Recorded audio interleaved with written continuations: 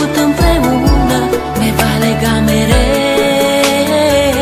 Vei rămâne în gândul meu, la bine și la greu. Iar tot ceea ce-am făcut împreună ne va lega mereu. Știu că mă auzi. Este poate ultima oară când te privesc în ochi, ultima oară când îți văd chipul, ultima oară când îți vorbesc. Lacrimile nu-ți pot șterge amintirea.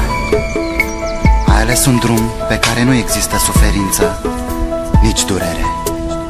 Mi-e greu să accept, însă, independent de noi, viața merge înainte.